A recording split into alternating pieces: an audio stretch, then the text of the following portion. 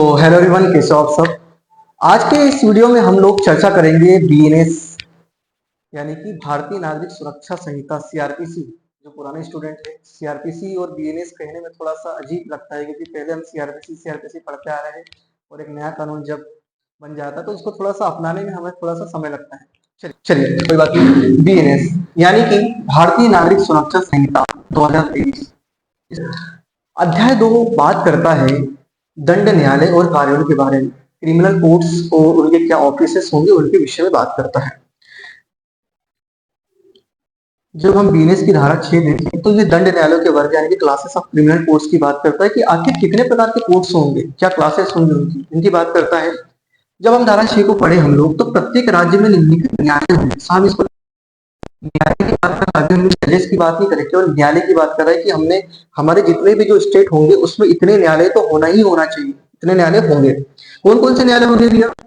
Session न्यायालय होंगे, session courts होंगे, जो कि चूंकि जब हम धारा पढ़ेंगे आगे तो इसमें 8 में पूरी तरीके से इसका विवरण बताया गया है।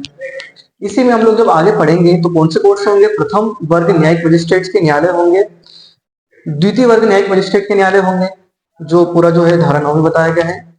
कार्यपालिक मजिस्ट्रेट जो होते हैं उनके न्यायालय होंगे, जो धारा 14 में बताया गया है। और कुछ विशेष वर्गों के लिए और कुछ विशेष कार्यों के लिए भी न्यायालय होंगे, जिस जो न्यायिक मजिस्ट्रेट के न्यायालय कहलाते हैं, जिनका वर्णन धारा 11 में हुआ है।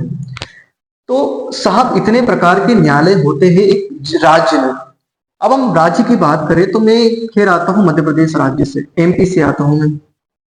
अब एमपी में केवल इतने न्यायालय बनाने से, सेशन न्यायालय, जेएमएफसी, जेएमएससी, कार्यपालिक एग्जीक्यूटिव मजिस्ट्रेट, और ये बनाने से क्या हो जाएगा पूरा काम? मेरा एमपी तो बहुत बड़ा है साहब, अदर स्टेट भी बहुत बड़े हैं। अब एमपी के अंदर जिले भी आते हैं, बिल्कुल साहब।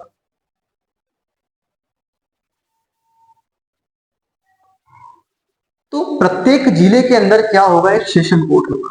भाई प्रत्येक राज्य से हमारा मतलब है कि प्रत्येक राज्य जितने जिलों से मिलकर बना उनमें इतने कोर्ट्स होंगे, है ना। तो हमारे जिले में कोर्ट है, क्या है? जैसे मैं प्रवेश करता हूँ हमारे जिले की कोर्ट में, तो यहाँ पे है जिला एवं सत्र न्यायालय, और फिर उसके बाद उस जिले का नाम आ जाता है, खंडवा है, भोपाल है, बुरहानपुर है, जो भी होगा। मैं खंडवा से हूँ, ठीक है। उसके बाद फिर आता है भैया, इसी कोर्ट के अंदर हम जाते हैं तो यहाँ पे क्या बात करें? सेशन न्यायालय के कोर्ट आ गए, सेशन न्यायालय होगा, बिल्कुल। ये अभी केवल न्यायालय की बात कर रही है। उसके अंदर जेएमएफसी के कोर्ट होंगे, जैसा हमने बीएनएस में बताया गया, जो हमारी कानून बात करता है। उसी के अंदर जाएंगे हम कोर्ट के, तो जेएमएससी, जुडिशियल मजिस्ट्रेट सेकंड क्लास। उसके अंदर जाएंगे हम तो ये हमारे जो विशेष न्यायिक मजिस्ट्रेट जो आते हैं किसी विशेष कार्य के लिए, विशेष न्यायिक मजिस्ट्रेट